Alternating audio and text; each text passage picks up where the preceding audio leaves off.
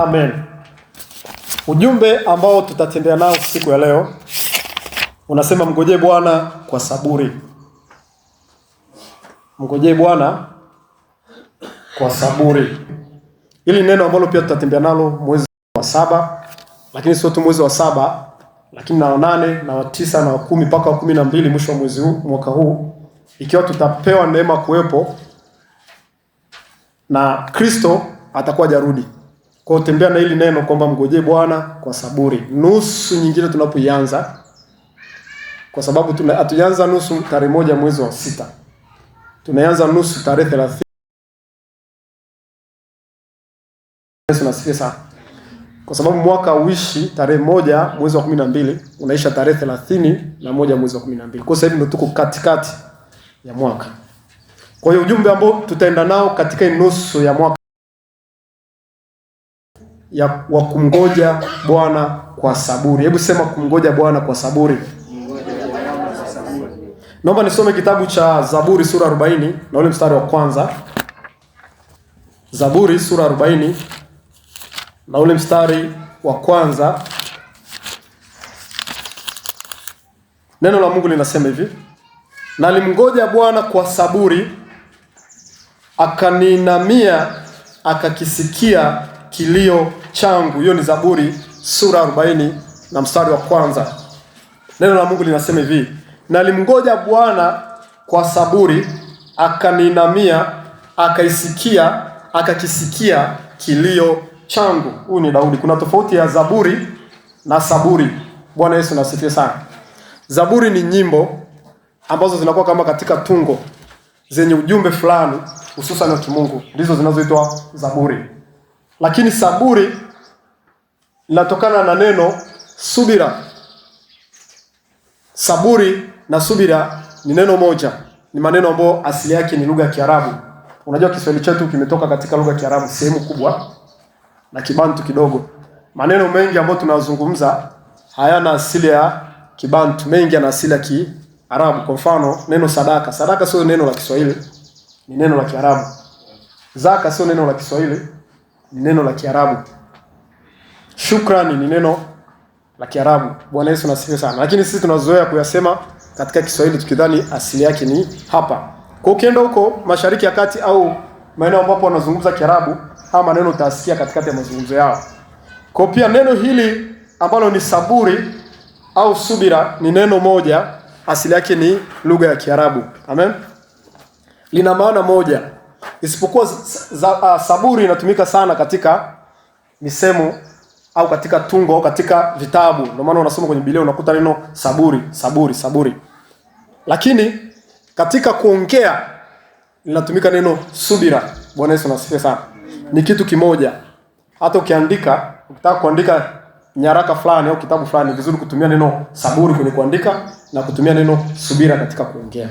Jina la Bwana libarikiwe sana. Kwa hiyo ni kitu kimoja. Kwa hapo unaweza ukasema hivi: nalimngoja Bwana kwa subira, akaninamia, akakisikia kilio changu. Na ujumbe leo unasema mngojee Bwana kwa saburi. Maana yake mngojee Bwana kwa subira.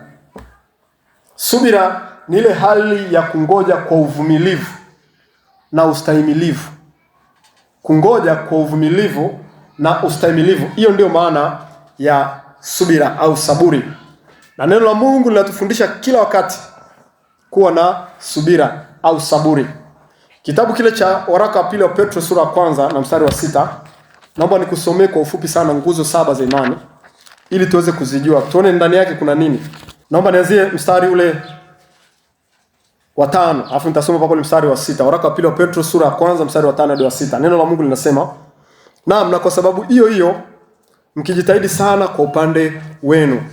Katika imani yenu tieni wema. Imani ya kwanza, unatia wema. Wema kwanza. Na katika wema wenu maarifa, jambo la pili. Na katika maarifa yenu kiasi, jambo la tatu. Na katika kiasi chenu saburi. Umeona neno? Na katika saburi yenu utaua, na katika utaua wenu upendano wa ndugu, na katika upendano wa ndugu upendo. Maana mambo hayo yakiwa kwenu na kujaa tele, yawafanya ninyi kuwa si wavivu wala si watu wasio na matunda, kwa kumjua Bwana wetu Yesu Kristo. Tukiwa na kitu kinachoitwa saburi au uvumilivu katika kungoja, tunakuwa watu ambao tuna matunda lakini pia hatui watu wavivu. Jina la Bwana libarikiwe sana. Ndio maana hata leo hii kwani tumeanza na maombi haya ya kuomba Mungu atupe neema ya kuwa watu wa kungojea. Kuna sababu kwa nini hili jambo limetangulia. Na hata hapo baadaye tutaomba tena. Tutaomba kidogo tu kwa sababu tayari tumeshaomba. Na karatasi hii pia itunze. Ukifika nyumbani, tembea nayo, omba. Bwana Yesu nasifiwe sana. Tembea na hivyo vipengele na vingine ambavyo Roho Mtakatifu atakupa. Kuna sababu kwa nini leo hii ujumbe umekuja. Jina la Yesu na libarikiwe sana. Sasa ninaomba tena nisome Warumi 8:25. Alafu nikwambie kwa nini tunapaswa tusubiri. Tuanze mstari wa 24. Warumi sura 8 mstari wa 24. Neno la Mungu linasema, kwa maana tuliokolewa kwa taraja, maana yake kwa tarajio. Lakini kitu kilichotarajiwa kikionekana hakuna taraja tena. Kwa maana ni nani anayekitarajia kile akionacho? Bali tukikitarajia kitu tusichokiona, tukingojea kwa saburi. Inawezekana kuna kitu unakingojea. Hicho unapaswa kingojee kwa saburi, maana yake kwa uvumilivu. Bwana Yesu na asifiwe sana. Sasa nataka tuangalie kwa nini tunapaswa kuwa na subira au kitu kinachoitwa saburi. Kwa nini tunapaswa kuwa na subira au kitu kinachoitwa saburi katika kumngoja Bwana? Amen. Tusome kitabu tena cha Mhubiri sura 3 na mstari wa 1 hadi wa 8. Hapa ndipo tutapata sababu kwa nini tunapaswa tusubirie. Kitabu cha Mhubiri sura 3 mstari wa 1, nitasoma hadi ule mstari wa 8, alafu tutaenda kuchambua kidogo kidogo. Biblia inasema hivi, kitabu cha Mhubiri sura 3 mstari wa 1, kwa kila jambo kuna majira yake. Kwa kila jambo kuna majira yake. Na wakati wa kila kusudi chini ya mbingu. Wakati wa kuzaliwa na wakati wa kufa. Kila mtu atazaliwa, lakini kila mtu atakufa. Labda tu Kristo atokee kabla ya mauti kukufikia.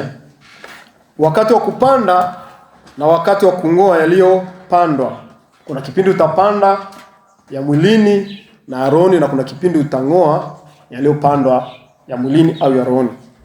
Wakati wa kuua na wakati wa kupoza. Wakati wa kubomoa na wakati wa kujenga.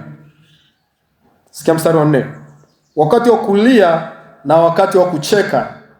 Wakati wa kuomboleza na wakati wa kucheza. Naomba nirudie andiko kwa sababu ndio leo hii limeingia sana katika msingi wa ujumbe wa leo. Anasema hivi, wakati wa kulia na wakati wa kucheka. Sio kila wakati utacheka na sio kila wakati utalia. Lakini pia kuna wakati utakuja utalia, lakini pia utakuja wakati utacheka. Bwana na asifiwe sana. Mstari wa 4b anasema wakati wa kuomboleza na wakati wa kucheza. Wakati wa kutupa mawe na wakati wa kukusanya mawe. Wakati wa kukumbatia na wakati wa kutokukumbatia. Wakati wa kutafuta na wakati wa kupoteza. Sikiliza maneno. Kuna wakati utatafuta na kuna wakati utapoteza. Hakuna mfanyabiashara ambaye anakuambia kufanya biashara utakuwa unapata tu faida siku zote. Ni uongo. Bwana Yesu nasifiwe sana. Ukiona mtu anakuambia hii kazi utakuwa siku zote tu unapata faida, hicho kitu hakipo. Ni lazima vitakuwa vipindi vya kupata na kuna kipindi cha kupoteza. Lakini kupoteza hakumaanishi ndio umefeli, bali ni vipindi ambavyo lazima tupitie. Bwana nasifiwe sana. Anasema wakati wa kuweka na wakati wa kutupa. Wakati wa kurarua na wakati wa kushona. Kuna kipindi ambacho mambo yameshapangwa na ararua, afu unaanza tena kuyashona upya. Wakati wa kunyamaza na wakati wa kunena.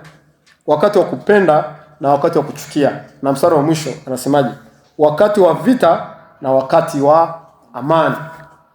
Kila mtu atapitia wakati wake wa vita, lakini pia utakuja wakati wa amani. Lakini mwisho wa wakati wa amani pia wakati mwingine ni mwanzo wa vita vingine. Na mwisho wa vita ni wakati wa amani. Amen. Iko hivyo, ndivyo ilivyo. Kwa hizi ni kanuni ambazo zipo katika maisha na zipo kwa Wakristo. Maandiko haya hayajaandikwa kwenye kitabu cha theolojia, hayajaandikwa kwenye kitabu cha jiografia, imeandikwa katika kitabu kinachoitwa Biblia. Kwa ni lazima hizi nyakati tutazipitia watu wa Mungu. Kwa sasa kwa mfano, huu wakati wa mstari wa 4 ambao tumeusoma, kwamba wakati wa kulia na wakati wa kucheka. Na huu mstari wa 9 ambapo anasema wakati wa vita na wakati wa amani. Tengeneza picha, unapita wakati wa vita, ni wakati kitu gani unapaswa kufanya hicho kipindi? Kwa sababu vita vitakuja. Inaweza kuwa ni vita vya kimaisha, inaweza ni vita vya wanadamu, inaweza ni vita vya kiafya na kadhalika. Kuna wakati wa kucheka, unafurahi, ghafla unashangaa kuna vitu vinakuletea huzuni katika maisha yako. Je, unawezaje kupita hivyo vipindi? Kwa sababu ni lazima utakutana navyo. Ndio leo hii tunajifunza ujumbe unaosema kwamba mngojee Bwana kwa saburi au kwa uvumilivu. Bwana Yesu nasifiwe sana. Wakristo wengi tunakosa hichi kitu ndani yetu cha kumngoja Bwana kwa sababu hatujui ni namna gani tunapaswa tumngoje Bwana. Amen. Wakristo tunashindwa kujua kwamba kuna vipindi tutapitia, na wakati tukipitia hivyo vipindi wakati mwingine tunaweza kufikiri ni shetani, kumbe sio. Amen. Vipindi ambavyo unaweza kuwa unapitia vya changamoto vinaweza kaa ni maandalizi ya vipindi vizuri vinavyokuja mbele. Kinachohitajika ni uvumilivu hapo katikati. Sasa hivi tupo katika kipindi ambacho ni cha kiangazi. Nchi haipokei mvua. Ukienda kupita huko sehemu unaweza kukuta tayari ardhi ishaanza kupasuka chini. Ukifika pale unaweza kusema hii ardhi sasa imeshaharibika hivi. Hakuna mvua inanyesha. Miti ishaanza kukauka, nyasi zimeshaanza kukauka, zimeshaanza kupukutisha kila kitu. Lakini hekima ya Mungu ni lazima kiangazi kipite ili kusudi mvua ije baadaye. Ardhi lazima iachwe muda wa kutulia, ijitengeneze. Wakati wa mvua inapokuja iweze kuzaa mazao mengi. Lakini mvua ikiwa inanyesha tu kila siku kwa mwaka mzima, ardhi inaharibika. Bwana Yesu nasifiwe sana. Ni lazima ardhi ipewe nafasi ya kutulia, ijitengeneze, ikusanye nguvu mpya kwa ajili ya kipindi kingine. Ni kipindi gani cha kusanya nguvu? Ni kipindi cha kiangazi. Hii miti ambayo tunaiona tushakutoa mfano. Ikiwa tu inapokea kila siku maji, mvua na kuzaa matunda, itafika kipindi itaanza kuzaa matunda dhaifu.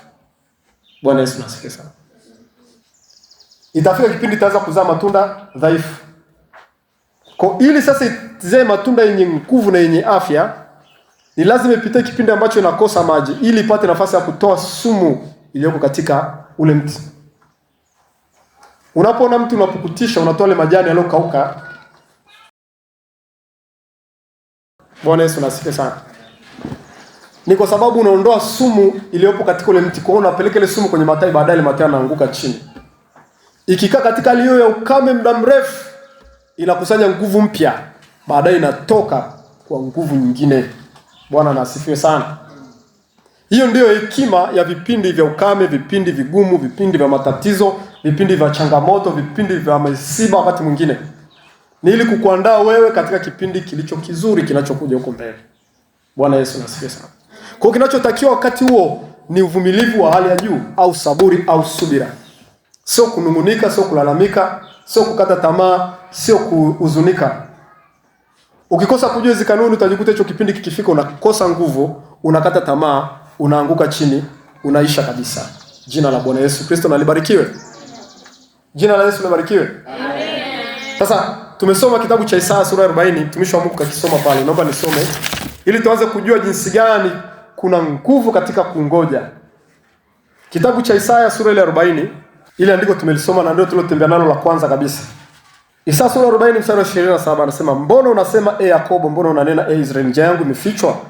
Maana ni mtu ambaye amepitia vipindi vigumu na vikame. Anasema mji yangu imefichwa, Bwana sione, na hukumu yangu imempita Mungu wangu asiangalie. Je, wewe hukujua, hukusikia? Yeye Mungu wa milele, Bwana muumba miisho ya dunia, hazimii wala achoki. Akili zake hazichunguziki. Huwapa nguvu wazimiao. Wanapokea nguvu wale watu ambao wanazimia, na umuongezea nguvu yeye asiyekuwa na uwezo. Hata vijana watazimia na kuchoka, na wanaume vijana wataanguka, bali wao wamngojeao Bwana watapata nguvu mpya. Wanaomngoja Bwana watapata nguvu mpya. Watapanda juu kwa mbao kama tai, watapiga mbio wala hawatachoka.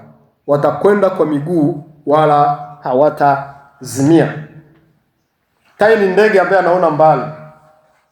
Wanasema mahali ambapo jicho lako wewe haliwezi kuona, yeye tai anaona. Ukiwa na zile binoculars, wala watu ambao wanafanya utalii wanakuwa wanatembea na zile binoculars, darubini zile. Zile darubini kazi yake ni kuvuta vitu vilivyoko mbali. Sasa jicho la tai lina uwezo kama ule. Kitu kilichoko mbali lenyewe linaona vizuri. Darubini ukivuta sengine huwezi kuona vizuri, lakini jicho la tai linaona vizuri sana. Sasa huyu tai, kwa nini Biblia inasema kwamba Wanaomngoja Bwana watapata nguvu mpya kama tai. Watapanda juu kwa mbawa kama tai. Tai pia ana tabia moja. Tai ana tabia moja. Anaishi umri mrefu sana, lakini anapozaliwa, anapoanguliwa kile kifaranga na kufikia umri wa kukomaa na kuanza kuruka chenyewe, kikisha ruka, kikipitisha miaka fulani, tai ana tabia kuzeeka. Ana tabia kuzeeka. Lakini anapozeeka anakuwa anashindwa kuruka kwa sababu wale baba yake anakuwa anaisha nguvu. Sasa anachokifanya tai, waga viota vyake anavitengeneza juu sana, mahali ambapo kuna miti mirefu au kwenye miamba juu sana ambapo huko hakuna hatari zinaweza zikafika. Akishafika kule, tai anaenda kujitoa mabawa yake yote na manyoya. Anajitoa kabisa manyoya na mabawa na kila kitu. Anajitoa. Akishakaa kule, muda mrefu sana anatulia, anaacha yale manyoya yaanze kuota mapya. Kwa hiyo anaanza kuota mapya, anatoa paka na zile kucha zake anazitoa, anajisa kuzitoa. Na hata ule mdomo wake anautoa kwa sababu ile ni kama kucha. Akishatoa vyote, anatulia, kinakuwa kama vile kile kichura kilichojifikia kule chini. Kidogo kidogo manyoya yanaanza kuota upya. Kucha zinaanza kuota mpya. Na mdomo wake unaanza kuota mpya. Akitoka pale manyoya kishakuwa yote kishajaa kwenye mwili, anatoka na ruka anakuwa kijana. Ndio maana nasema wanaomngoja Bwana watapata nguvu mpya kama tai. Bwana Yesu asifiwe sana. Tai anapokaa kule anangoja kile kipindi cha manyoya yake kutanuka na kutoka ili aweze kuruka tena. Anapata nguvu mpya, anaanza kupanda juu. Na pale tai kishatoka anapanda juu. Bwana Yesu asifiwe sana. Ndio maana anasema tai hazeeki. Siri ndio inakuwa iko namna hiyo. Bwana Yesu asifiwe sana. Na nyoka pia ana tabia hizo hizo. Nyoka anapokuwa ile ngozi yake iliyoko ya chini inatoka. Ukishaona mahali kuna gamba la nyoka, ujue pale ni nyoka katoa ngozi ya zamani. Ameacha ngozi mpya ambayo ikiwa inajitengeneza ndani. Kikuwa tena anatoa ile ambayo imekuwa inambana, anakuwa na nyingine ndani, anakuwa anaenda namna hiyo. Bwana Yesu asifiwe sana. Kwa hiyo hawa wanyama wanatufundisha kwamba kuna kitu katika kusubiri ahadi za Mungu. Sasa na sisi tupo katika maisha haya ya imani. Mkristo upo katika maisha ya imani. Kuna kipindi utapitia vita vikali sana. Kuna kipindi ambapo utapitia vita vikali either kazini, utapitia vita vikali either shuleni au katika huduma. Unapita huku na huku, uone pa kutoka, uone pa kuingilia. Vita nje, vita ndani. Hicho kipindi ukiona kinakuja katika maisha yako na unajijua kabisa unaenda vizuri na Mungu, kwamba hakuna tatizo lolote katikati yako, ni kipindi cha kumngoja Bwana. Bwana Yesu asifiwe sana. Usiwe na papara za kupanic na kuanza kusema Mungu yuko wapi? Mbona sasa mambo yamekuwa hivi? Unaanza kuzunguka kwenda kwa waganga kienyeji, unaanza kuzunguka kwenda kwa watumishi kuombewa, unaanza kuzunguka kwenda kuna kule. Sio kila tatizo utaenda kutatuliwa na watumishi wa Mungu. Sio kila tatizo utatatuliwa na wanadamu. Mambo mengine ni ya kungoja tu, kwa sababu ni kipindi ambacho unapita ili kusudi utakapofika kipindi kizuri uweze kukaa na kustahimili wakati. Bwana Yesu asifiwe sana. Kuna vipindi vya magonjwa ambavyo vinaweza vikaja katika maisha yako. Sio kila ugonjwa unaokuja kwako umetupiwa na wachawi. Sio kila ugonjwa ambao unakupata wewe ni mashetani yamehusika. Kuna magonjwa mengine ambayo Mungu anaweza karuhusu tu. Kwa mfano kuna mtu mmoja ambaye alizaliwa mlemavu tangu kuzaliwa kwake. Alafu watu wakaenda kufuata Yesu, akamwambia nani alitenda dhambi? Huyo wazazi wake paka kazaliwa katika hiyo hali. Yesu akamwambia huyo hakutenda dhambi wala wazazi wake hakutenda dhambi. Lakini ili kazi za Mungu zidhihirishwe na utukufu wa Mungu onekane, amezaliwa namna hii.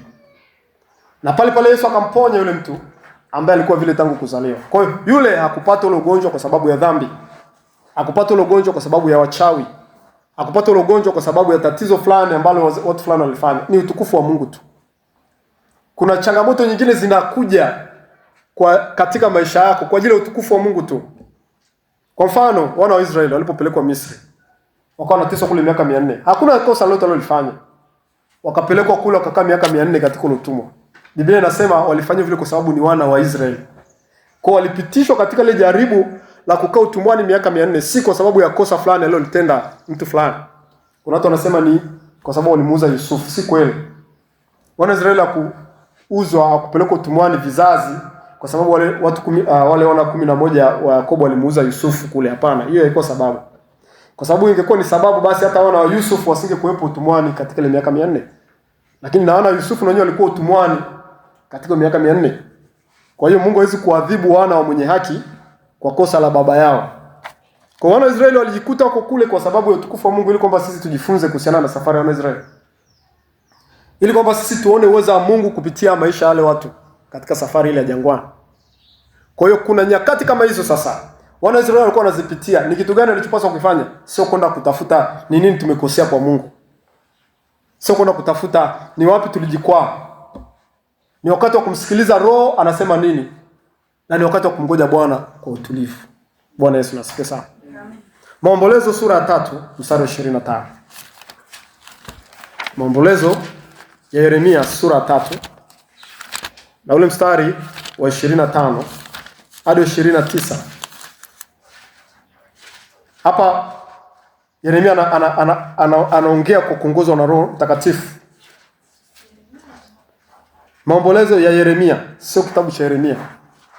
Wengi hatujui kama kitabu cha maombolezo kimeandikwa na Yeremia. Bwana Yesu asifiwe sana. Kuna wakati utatumia kodi za kibiblia sasa. Hata hapo kwenye kitabu cha Mhubiri ningetakuwa niseme Koheleth. Wangapi wanajua kitabu cha Koheleth? Ni kitabu cha Mhubiri, Biblia imesema hivi. Sawa, maombolezo ya Yeremia sura ya 3 mstari wa 25. Neno la Mungu linasema hivi: Bwana ni mwema kwa hao wamngojeao, kwa hiyo nafsi imtafutayo. Anasema ni vema mtu autarajie wokovu wa Bwana na kumngojea kwa utulivu. Wengi hautegemea wokovu wa Bwana na kumngojea kwa utulivu, wanamngojea kwa ghasia, kwa malaumu, kwa malalamiko, kwa kutokujua, kwa kutangatanga. Anasema hivi: ni vema mwanadamu aichukue nira yake wakati wa ujana wake, na akae peke yake na kunyamaza kimya, kwa sababu Bwana ameweka hayo juu yake. Kuna mambo ambayo ni Mungu anaweka juu yako, lazima uyapitie tu. Huo ni wakati wa kukaa kimya na kunyamaza. Na atie kinywa chake mavumbini, ikiwa yamkini liko tumaini. Tumeomba hapa kuhusiana na tumaini. Unajua kuna tumaini la kupita hichi kipindi. Unajua ni kipindi cha mpito tu. Eka kinywa chako mavumbini, kimya, ikiwa yamkini liko tumaini, na muelekezee yule ampigie shavu lake ashibishwe na mashutumu. Maana usilipize kisasi, tulia kama ni vita vya maneno au nini. Kwa kuwa Bwana hata mtupa mtu hata milele. Hata mtupa mtu hata milele. Kwa maana kuna kipindi cha kutupwa na Bwana, lakini sio milele. Maana ajapo muhuzunisha atamrehemu kwa kadiri ya wingi wa huruma zake. Mungu anapomhuzunisha mtu atamrehemu kwa kadiri ya wingi wa huruma zake. Maana moyo wake hapendi kuwatesa wanadamu wala kuwahuzunisha. Mungu hapendi moyo wake kuwatesa wanadamu wala kuwahuzunisha. Kuwaseta chini kwa miguu wafungwa wote wa dunia, kuipotosha hukumu ya mtu mbele zake ile juu, na kumnyima mtu haki yake, hayo Bwana haridhii kabisa. Kwa Biblia inatufundisha kumngoja Bwana kwa saburi, kwa sababu kuna nyakati ambazo Mungu anaweka mambo fulani mazito juu yetu, lakini si kwa adhabu, bali kwa faida yetu, kutuandaa katika vipindi vizuri vinavyokuja. Huo ni wakati wa kusubiri mno na kumngoja Bwana kwa utulivu. Tunamsoma Ayubu kwenye Biblia. Kitu kilichomwokoa Ayubu sio kingine zaidi ya kusubiri tu basi. Majaribu aliyopitia Ayubu alikuwa ni makubwa mno. Alifiwa na watoto wake. Leo hii mtu afiwa na watoto wake afu aangalie ule uchungu anaopata. Wote walikufa ndani ya siku hii moja kwa ajali. Pigo la kwanza hilo. Baadaye watumwa wake na mali zake zote zikaondoka. Ng'ombe, ngamia, farasi, mbuzi, kondoo, wote wakaondoka. Isitoshe tu akaanza kupigwa na magonjwa. Akapigwa na majipu. Sasa watafiti wa Biblia ni kwamba Ayubu alikaa ile hali miaka 7. Yaani tangu alipoanza kupoteza watoto wake mpaka kipindi ambacho alikuja kuona neema ya Mungu ilikuwa ni miaka 7. Bwana Yesu asifiwe sana. Sio miaka 7 kwamba aliambiwa sasa hivi utaanza kupitia matatizo, baada ya miaka 7 utakuwa sawa. Ingekuwa hivyo isingekuwa shida. Yaani alifika mwaka 7 ajui ni lini haya mambo yataisha. Wakaja rafiki zake watatu ambao walikuwa wanaitwa Sofari, Elfazi na Bildadi. Wakaanza kumwambia, mheshimiwa, kwa matatizo haya yanayokupata kuna mahali ulijikwaa. Kuna mahali ulijikwaa. Kwa misiba hii inayokuandama kuna mahali ulifanya dhambi. Kwa changamoto hizi zinazokukabili, kila mtu anakukimbia kwa sababu Ayubu aliondoka, watu wote waliondoka, wakaona mtu ni mtenda dhambi. Anasema wakamwambia kuna mahali ulijikoa wewe, hakuna mwenye yake ameachwa. Mmoja akamwambia mjue sana Mungu ulio na amani. Tunasoma pale kitabu kile cha Ayubu 22. Mjue sana Mungu ulio na amani. Ni mtu alimwambia mtu mwenye haki. Akamwambia wewe Ayubu, mjue sana Mungu ulio na amani ndio mema atakapokujia. Ayubu anaambia jamani, mimi sio mnyonge kama mnavyodhani. Mimi nimetembea, kama kuna mtumwa wote mimi leo hata kumdhulumu aje hapa niambie. Niliwahi kumnyima chakula mtu aje hapa niambie. Kama macho yangu alishakufunguka na kumtamani mwanamke aje hapa niambie. Nileka agano na macho yangu, sitaweza hata kumtamani mwanamke. Haya mimi alionipata sijui ametoka wapi. Sijui ametoka wapi, lakini najua ni Mungu kaweka juu yangu. Kwa Ayubu alikuwa katika ile hali mpaka mke wake anamwambia sasa wewe yale ulofikia kufuru Mungu wako kafa. Lakini Ayubu hakunena neno lote la kipumbavu kumnena Mungu. Alijua kitu kimoja, alisubiri kwa Mungu. Bwana anasifiwe sana. Anasema najua mtetezi wangu yuko hai. Mtetezi wangu yupo hai. Utakuja wakati nitajua sababu ya mambo yote. Utakuja wakati nitajua suluhisho la mambo yote. Utakuja wakati wa faraja mbele yangu. Lakini wakati huu niliopo sasa ni wakati wa mimi kutulia kimya, kusubiri, kumngoja Bwana, haijalishi itachukua muda gani. Alionekana mjinga. Lakini katika kitabu cha Yakobo tunaona maandiko haya, kitabu cha Yakobo sura 5 na mstari wa 11. Yakobo sura 5 mstari wa 11. Biblia inasema hivi. Tuanze mstari wa 9. Yakobo sura 5 mstari wa 9 hadi 11. Biblia inasema ndugu, msinungunike, msije mkahukumiwa. Angalieni mwamuzi amesimama mbele ya milango. Ndugu, watwaeni manabii walionena kwa jina la Bwana, wawe mifano wa kustahimili mabaya na wavumilivu. Sura 11. Angalieni twawaita heri wao waliosubiri. Wao waliosubiri tunawaita heri. Mmesikia habari ya subira yake Ayubu? Mmeona mwisho wa Bwana, ya kwamba Bwana ni mwingi wa rehema, mwenye huruma. Ayubu tumeona mwisho wake. Mwanzo wake ulikuwa ni mbaya wa matatizo, lakini mwisho wake ulikuwaje? Ulikuwa ni mzuri. Lakini yote ni kutokana na nini? Na kumgoja Bwana. Jina la Yesu Kristo na libarikiwe sana. Jina la Yesu Kristo na libarikiwe sana. Kwa hiyo katika vipindi ambavyo tupo, hususan katika miezi iliyobaki 6 iliyobaki, ili tuweze kumaliza mwaka, ni kipindi cha kuwa na subira. Ni kipindi cha kujifunza uvumilivu. Ni kipindi cha kumgoja Bwana. Kuna mambo ambayo ulimuomba pengine mwezi wa kwanza, ukajua atatokea mwezi wa pili, ukajua atatokea mwezi wa 3. Ikafika mwezi wa 4 hujaona, mwezi wa 5 hujaona, mwezi wa 6 ndo kabisa, mwezi wa 7 huone hata dalili. Usianze kukimbia huku na kule na kuanza kuzunguka na kubadilisha aina maombi na kubadilisha aina msimamo. Bali endelea kumwamini Mungu na kumgoja, kwa sababu ungojevu wako wewe ni wa thamani mbele za Mungu. Pengine jibu lako liko mwezi wa 10, liko mwezi wa 11 au liko mwezi wa 12. Hichi ni kipindi cha kukaa kimya na kumsubiria Bwana na kusubiri na kumwambia Bwana na kungoja wewe. Siwezi kufanya kwa akili zangu, kwa nguvu zangu siwezi. Lakini nitakungoja maadamu najua wewe mtetezi wangu upo hai. Jina la Bwana Yesu Kristo libarikiwe sana. Lakini sio tu kumgoja katika masuala ya kimwili. Pia kuna kumgoja Bwana, kumsubiria Bwana. Biblia inasema atakaye saburi au atakayevumilia hata mwisho ndiye atakayeokoka. Wengi wameshachoka katika kumgoja Bwana Yesu. Anasema imeshapita miaka 2000, mbona hatuoni? Yaani kuna watu wanasaidia uchovu vizazi vilivyopita. Sababu vizazi vilivyopita ndio ungesema haya yote mpaka leo mbona alokufa chini ungetakuwa sema hivi. Yaani mtu ameshachoka kumgoja Bwana. Hajamaliza miaka 10, 20 ya kuishi duniani, 30, 40, 50, hajamaliza miaka 100 ya kuishi duniani, ameshachoka kumgoja Bwana. Bwana Yesu asifiwe sana. Na dalili ya kuchoka kumgoja Bwana ni ipi? Ni matendo na maisha. Basi hicho tu. Maisha anayoishi sio tena kumgoja Bwana. Maisha anayoishi ni ya kidunia, yasiompendeza Mungu. Maisha anayoishi sio kumpenda Mungu kwa moyo wake wote, anampenda Mungu kwa moyo nusu tu. Upendo wake umepoa, ibada haji tena, maombi haendi tena, mifungo afanye tena. Kila kitu ni kimesha fail Bwana. Bwana anasifiwe sana. Hiyo ni dalili pia ya kuchoka katika kumgoja Bwana. Wangapi wanajua kwamba Yesu atarudi? Wangapi wanajua? Tunajua tu kwamba Yesu atarudi. Lini? Hakuna mtu anajua. Vipi kama tunavyoongea leo sasa hivi, ikafika jioni parapanda ikalia? Je, una uhakika kwenda na Bwana? Uhakika ule kabisa ndani yako. Achana na ile ushabiki. Sasa hivi unaweza kusema uhakika wote kakesha mikono namna hii. Lakini kuna watu wanajua ndani yao hata hataki hata Yesu arudi. Wanasema sasa Yesu arudi na mimi bado nafanya na mipango ya kufanya vitu vyangu kule. Mbinguni nikafanye nini? Mbinguni sasa hizi bwana, afu akifikiria mbinguni ni kwenda kuimba tu. Tunasema kuimba afanye. Bwana nasifiwe sana.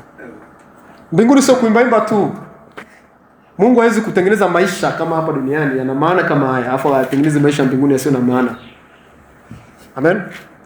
Tunaposoma maandiko na kuona kwenye kiti cha enzi kumezungukwa na malaika wanasifu. Malaika ndio wameumbiwa hiyo kufanya hivyo usiku na mchana. Mwanadamu hajaumbiwa kufanya hivyo usiku na mchana. Mwanadamu kaumbiwa kitu kinachoitwa maisha. Amen. Maisha yana mchanganyiko wa kumsifu, yana mchanganyiko wa kujenga, ndio maana anasema anaenda kuandalia makao kule. Yana mchanganyiko wa kustarehe, burudani kama tunavyoona hivi. Hao ndio maisha ya mbinguni watu walioandaliwa. Malaika wenyewe ndio wameumbwa kwa format hiyo. Usiku na mchana kuanguka na kusema mstahili. Wameumbwa kwa format ya kuhudumia watakatifu. Lakini sisi wanadamu tumepewa kitu kinachoitwa maisha. Kwa hiyo kule mbinguni sio sehemu ambayo haina maana. Bwana Yesu asifiwe sana.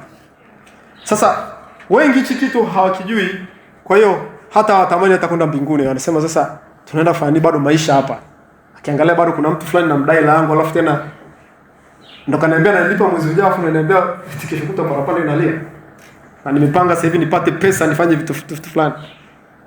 Sivyo hivyo. Bwana Yesu asifiwe sana. Ni lazima tukae katika kungoja Bwana. Yaani maisha yetu leo hii, yani tunaishi huku kama ni sehemu patibia maisha. Kutafuta ni sehemu bia maisha. Kuoa na kuolewa ni sehemu bia maisha. Bwana Yesu asifiwe sana.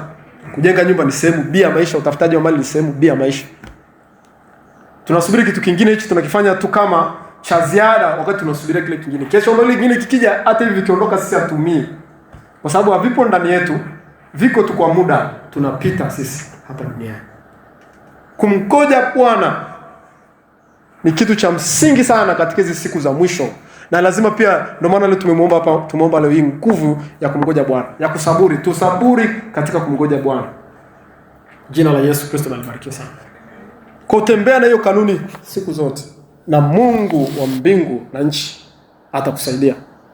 Kristo alisema neno moja, alisema hivi, moja hapo dalili za siku za mwisho. Aliwaambia wanafunzi wake, mkisikia kwamba Kristo yuko kule, msitoke mahali mlipo. Maana unakaa mahali ulipo, sio usitoke kwenye kanisa. Sijasema usitoke kwenye kanisa namna hii. Bwana anasifiwe sana. Ukija kukuta kuna vitu haviko sawa hapa, toka. Ukiona kuna vitu haviko sehemu fulani sawa, toka pale.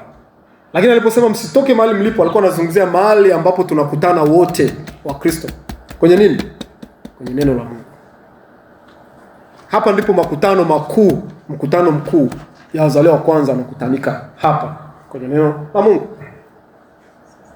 Kwa tunapokaa katika kumgoja Bwana, kipindi cha siku za mwisho upendo wengi unapoa watu kumpenda Mungu. Watu wanaanza kupenda vitu vya dunia zaidi kuliko kumpenda Mungu. Wanaanza kutoka kwenye neno la Mungu, kituo kikuu cha kukutania. Wanaenda sehemu nyingine. Ndio maana utasikia leo hii huku kuna miujiza. Bwana Yesu asifiwe sana. Pasipo kujua kwamba neno la Mungu limesema ishara hizi zitafuatana na hao waaminio, sio hao wachungaji, sio hao walimu, sio hao mitume, hao waaminio. Wewe sio muamini. Wewe si muamini, si muamini. Umeamini nini? Umemwamini Yesu Kristo kama Bwana na Mwokozi wa maisha yako. Umeamini neno la Mungu. Kwa ishara zile sio wewe utazifuata, zenyewe zitakufuata. Ya nini sasa kuzunguka huko na kule kwenda kutafuta miujiza? Jifunze jinsi ya kutumia muujiza ambao tayari ushapewa. Usiende kusaidiwa kuomba. Kwa nini usiombe? Amen. Kwa nini usiombe? Sije kusikia sasa hivi kuna mkutano unaanzishwa ya watu kuja kufundishwa jinsi ya kuomba, watu wakakimbia hapo. Ni wachache sana. Sasa hivi sema tunaandaa semina hapa watu kujifunza kuomba, ambazo ndo semina za msingi sana. Lakini sema sasa hivi tuna semina hapa za kufunguliwa vifungo na matatizo na ndoa na umasikini na kila kitu. Utaona jeshi la watu linakuja mahali hapo. Linakuja na zawadi, linakuja na kila kitu. Tutaenda kuulizwa siku ile kwenye kiti cha hukumu. Bwana anasifiwe sana. Utajinenepesha sasa hivi kwenye maisha hapa duniani na fedha na sadaka na uongo ambao unautumia, lakini utaenda kusimama mbele ya kiti cha hukumu na kutoa hesabu kwa kila roho ambayo umepotosha na kuipeleka mahali ambapo haistahili kwenda. Kwa hiyo tusicheze na madhabahu za Mungu, tucheze na ndugu zetu, tucheze na shangazi zetu, wajomba zetu, marafiki zetu, kila mtu tucheze naye, lakini tusicheze na madhabahu ya Mungu, kwa sababu itakuja siku kama Yesu alisema, kila neno watakalo nena wanadamu lisilokuwa na maana watatoa hesabu yake siku ya hukumu. Neno tu lisilokuwa na maana. Unaenda kuna unaongea pumbavu. Yesu alisema kila neno, kasoma Mathayo 12. Neno lolote lile atakalo nena mwanadamu lisilo na maana atatoa hesabu yake siku ya hukumu. Vipi wewe ambao unasimama alafu na kuwaambia watu waje sehemu ambapo sio kweli na unajua kabisa hichi kitu sio cha kweli? Utaeleza nini? Bwana Yesu asifiwe sana. Kwa hiyo ni lazima pia ifike wakati tuanze kuangalia vitu vya kiroho na kuvitilia maanani, sio tu kuenenda tu kama tunavyotaka sisi. Tunamngoja Bwana katika matendo. Amen. Kwa hiyo ujumbe wa leo sitatumia muda mrefu. Unasema hivyo kwamba tumngoje Bwana katika mambo yetu ya mwilini. Unafanya pia kazi zako, mngoje Bwana, kashakwambia utafanikiwa, fanya hivyo. Tembea katika hilo neno ndani yako. Amen. Pia Kristo anakuja, muamini Yesu anakuja katika jambo hilo. Lakini uzito mkubwa huo katika kumngoja Bwana Yesu Kristo, hapo ndio utilie uzito kwa sababu vitu vingine hata ukikosa bado utaweza kwenda mbinguni tu. Ni kosa uzima milele, hata hivyo vitu vyako vingine vyote unavyopata havina maana. Wala huwezi kutoa hela kwa ajili ya roho yako. Jina la Yesu libarikiwe sana. Hivi ni vitu vya msingi sana kujua, lakini naenda kumalizia na kitu kimoja ambacho kinachotupa kuelewa zaidi nini maana kumngoja Bwana. Kuna tofauti ya uoga na kungoja. Kuna hivyo vitu vile tofauti. Kuna uoga na kungoja. Sizungumzii swala hilo. Kuna uoga. Kuna watu wanaoga nadhani wanangojea. Atakaa hapa anapitia matatizo fulani, changamoto fulani. Anakubali yale matatizo, changamoto fulani, alafu ndani ya moyo wake kuna kitu kinamwambia ngoje tu Mungu. Bwana Yesu asifiwe sana. Sio hiyo, usizungumzie hivyo. Kuna vipindi kweli utaona hizi dhiki unaona hazina maana na unajaribu kupush, unajaribu kupambana, unaona kabisa kama milango, hapo ndio vipindi vya kumngoja Bwana. Amen. Lakini kuna vipindi ambavyo unaona kuna breakthrough, yani kuna namna ya kutoka, mlango wa kutokea. Lakini hautoki ule mlango, unasema unamngoja Bwana. Unajua Mungu akishasemaga jambo, huaga arudiagi mara mbili. Jina la Bwana libarikiwe sana. Mungu akisema nimekupa kitu fulani, usiende kumwambia tena Mungu naomba. Niwe kazi yako kushikilia na kuishi katika zile ahadi alizosema yeye. Ila akikupa usiende kumwambia Bwana asante kwa kunijibu maombi. Mwambie Bwana asante kwa kutimiza neno lako, kwa kutimiza ahadi yako. Hiyo pia ni aina ya maombi ambayo ni lazima pia tujifunze. Bwana Yesu asifiwe sana. Mungu akishakwambia kitu fulani, usiende tena kumwambia tena Bwana naomba. Kashakupa, kashakwambia. Niyo kusimama na kile alichokisema na kutembea nacho ili atakapotimiza unakuja unamshukuru. Unasema asante Bwana kutimiza ahadi zako. Kwa mfano nikupe mfano. Neno la Mungu limesema kwa kupigwa kwake sisi tumepona, si ndio? Kwa kupigwa kwake sisi tumepona. Nataka nikufundishe pia njia sahihi ya kulitumia neno la Mungu kihalali, kwa sababu Biblia imesema kwamba tulitumie neno la Mungu kihalali. Mtu mwenye imani dhaifu, mtu ambaye imani yake bado ni dhaifu, ni changa niseme, na kuwa na imani changa sio dhambi, kwa sababu pia lazima tuanze kwenye uchanga tuende kwenye utu uzima. Sio kosa. Bwana anasifiwe sana. Sasa mtu mwenye imani changa siku zote anapopitia ugonjwa, mtu mwenye imani changa ataenda kumwambia Bwana ninakuomba uniponye na ninakuomba uniponye. Amen. Akosei mtu kuomba hivi, anaomba sahihi kabisa. Na Bwana atampa uponyaji. Amen. Akiomba hivyo na kuamini kwamba Bwana atampa uponyaji kwa sababu ameomba. Lakini mtu mwenye imani ile koma sasa, ambaye anajua maandiko, haisi tena kwenda kumwambia Bwana naomba uponyaji. Hata kusema Bwana tayari ushasema kwenye neno lako kwamba tupone. Kwa kupigwa kwako tumepona. Hii ni ahadi uliyosema. Sitaji tena kuambia uniambie tena hichi kitu ambacho ushakisema wewe. Ninachokitaka ni kwamba hicho ulichokisema kitokee ili nikutukuze na kushukuru na kusema Bwana umetimiza ahadi yako. Nitaenda kutoa sadaka sio kwa sababu umenijibu maombi, lakini kwa sababu umelitimiza neno lako. Neno lako ni kweli, nimeona ulichosema ni kweli kimetokea. Sio umenijibu maombi. Bwana anasifiwe. Kwa kuna vitu vingi ambavyo Yesu alishavisema, neno la Mungu lishasema. Hatuwezi kwenda kumwambia tena Yesu atupe. Ni kwenda kutekeleza kile alichokisema, alafu kusubiria matokeo. Usiende kumwambia Bwana, sasa hivi naomba unipeleke kuhubiri Injili. Wenye imani changa ndio atakwambia hivi. Naomba unipeleke kuhubiri Injili. Lakini Kristo aliwaambia wanafunzi wake hivi kwenye Mathayo sura 28. Enendeni ulimwenguni kote. Enendeni ulimwenguni kote. Sisemi tena mahali Petro anapiga magoti anamwambia Bwana, naomba niende ulimwenguni kote. Hakuna tena hicho kipindi. Ni kipindi cha kutekeleza agizo. Sasa ukifika kule unaomba vitu vingine, Bwana niepushe na majaribu huku. Nionyeshe mlango unaofaa. Lakini mniambia niende ulimwenguni kote. Sihitaji tena kuanza kuomba tena niende ulimwenguni kote.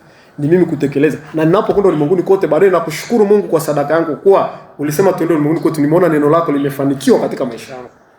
Sio umenijibu maombi. Kwa sababu tayari alishasema. Jina la Yesu libarikiwe sana. Kwa katika pia kumngoja Bwana kuna kanuni pia za kumngoja Bwana. Usije tukani waoga tukizani tunamngoja Bwana kumbe ni waoga wa kufanya kitu fulani. Ni lazima tufanye kitu tujue kwamba hiki tunakifanya kwa sababu tunamngoja Bwana, lakini hiki ni uoga tunapaswa tukiache. Ngoja nikupe mfano mmoja watu waoga kwenye Biblia ambao walidhani wanamngoja Bwana kumbe alikuwa mngoji Bwana. Wafalme wa pili sura ya 6 mstari wa 24. Wafalme wa pili tunaenda kumalizia ujumbe huu kwa ile andiko. Wafalme wa pili sura ya 6 mstari wa 24. Wafalme wa pili sura ya 6 na mstari wa 24. Hicho ni kipindi ambacho Israeli ilikusanywa, ilizungukwa na majeshi ya Sham. Majeshi ya Sham. Alafu kuna jambo lilitokea pale. Ngoja tusome alafu hichi kisa nitakielezea. Ikawa baada ya hayo Ben-Hadad mfalme wa Sham akakusanya majeshi yake yote, akakwea kausuru Samaria. Njaa ikawa kuu huko Samaria, na tazama kausuru hata kichwa cha punda kikapata kuuzwa kwa vipande 80 vya fedha. Na kibaba cha mavi ya njiwa kwa vipande 5 vya fedha. Hii ni njaa ambayo ilitokea Samaria, na miji ya kipindi kile ilikuwa inazungukwa na kuta. Tufunze hichi kitu kipindi fulani. Sasa hili jeshi la Sham likaenda Samaria. Likazunguka, tuseme ndio mji, likazunguka kote huko nje. Lilivokaa huko nje wala hata kupata walisema watu tutawaua hata kwa panga. Tutazunguka majeshi yetu, tutazunguka kote huko ndani, nje, alafu watakao huko ndani. Si watakao si wa kwanza salama, wataendelea, lakini mwisho wa siku watakula chakula chote, njaa itawaua. Unajua kifo cha njaa ni kikali kuliko cha upanga. Ala afadhali mtu aje kukua kuliko kuacha ufe njaa, kwa sababu unakufa kwa mateso. Sasa ndicho walichokifanya jeshi la Sham, wakazunguka Samaria. Walipozunguka Samaria, wale watu kule ndani Samaria wakala chakula chote, nafaka na kila kitu. Ikawa kipindi sasa wakaanza kula vitu visivyolika.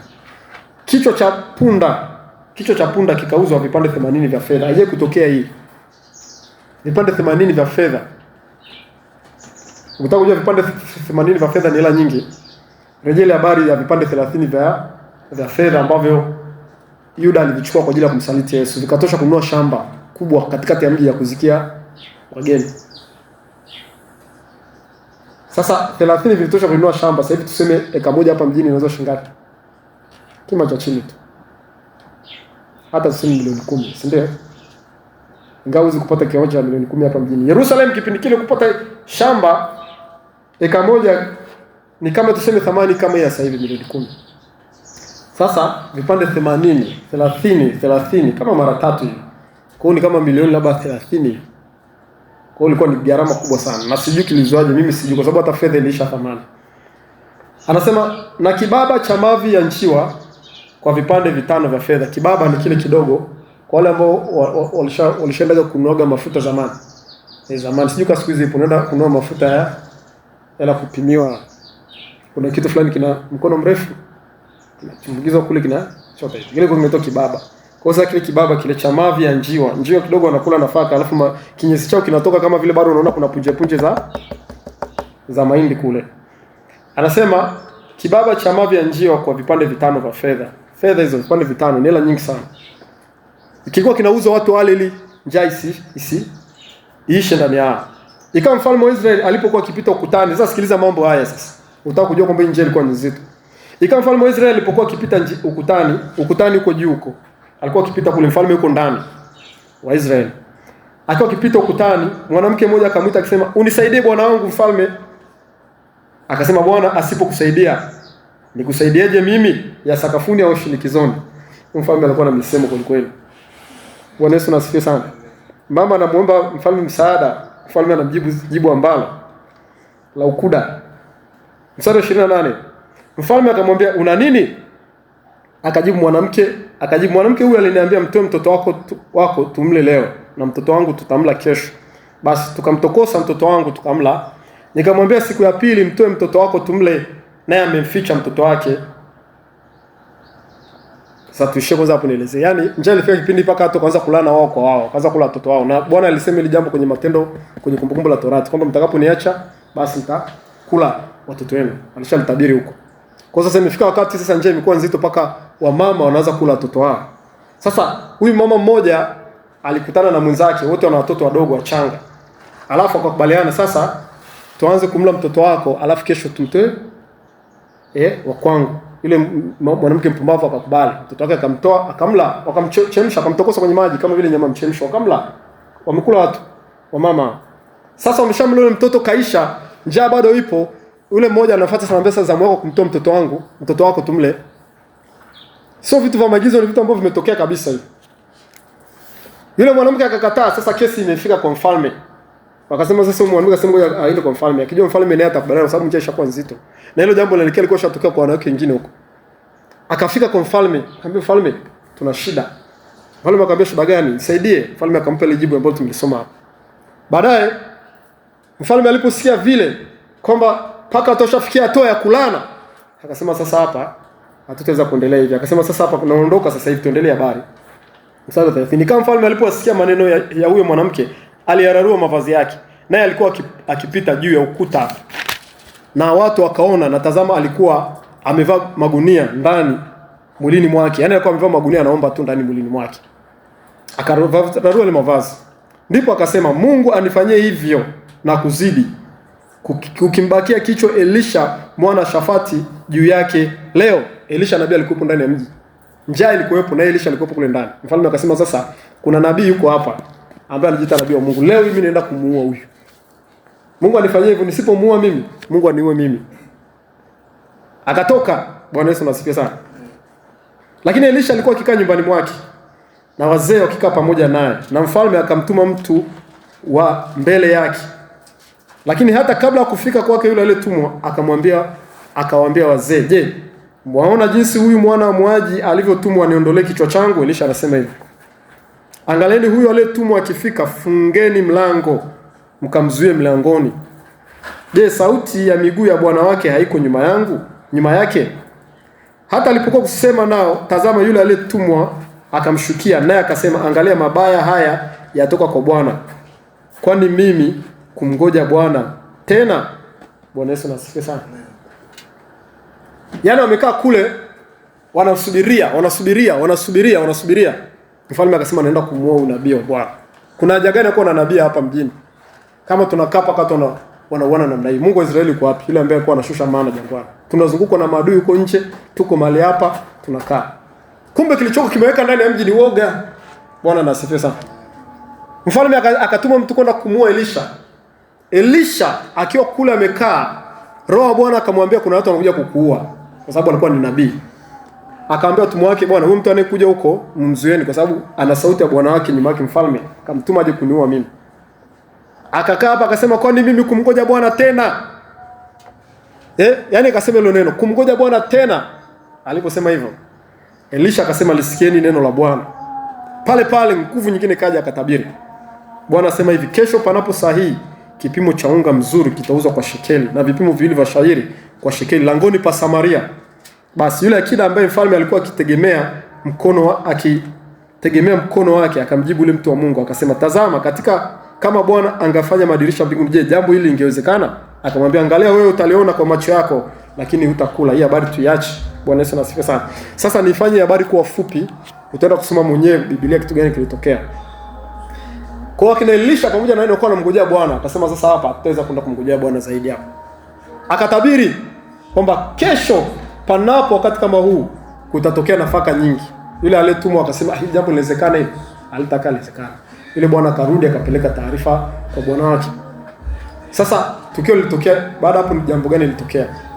Ilitokea tu hivyo. Sasa kulikuwa kuna wakoma kadhaa wako pale mjini, wakawa wamekaa kule ndani, wakaanza kufikiria, sema sasa hapa tuko huku ndani, njaa imekuwa kali, njaa imekuwa kali, tukikaa huku ndani tutakufa, tukienda huko kwa Sham bado tena nakuja tutakufa. Sasa ni bora ipi? Si bora tuende huko, labda naweza wakatuvumilia, labda wakatustai, wakatupa chakula, lakini wakatufanya hata kwa watumwa wao. Sababu tukikaa huko tutakufa, ni bora tuende kule. Hawa wakatoa kitu kinachoitwa uoga ndani yao. Kwa Bwana kashasema, lakini bado walikuwa wako kule na njaa. Wakatoa kitu kinachoitwa uoga kwa kutafakari mambo madogo tu. Tukikaa hapa tutakufa, tukienda kule tutakufa. Wakoma wakatoka, wakaacha uoga. Wakatoka. Wakati wanatoka kwenda kwenye ile kambi ya watu wa nje kule, kwa sababu kila mtu alikuwa anaogopa kutoka nje kwa sababu atauawa. Kumbe nyingine ambapo yale majeshi yaliyoko kule nje yakasikia kama vile ni majeshi ya watu wanakuja mpanda farasi na Misri wanakuja, wale askari waliokuwa nje wamezunguka Samaria, wakaogopa, wakakimbia. Lakini walikuwa wanataka kukimbia na vyakula, watazaje? Lakini walikuwa wanasikia sauti kama watu wanakuja hapo nyuma. Wakasema tumekwisha. Wakaacha nafaka, wakaacha mavyakula, mangano na kila kitu, wakakimbia, wakaondoka. Walivyoondoka wale wakoma wanafika kule, wanakuta kambi ziko empty, hakuna watu. Lakini mavyakula yako pale, manafaka yako pale, mavyakula, kila kitu yako pale.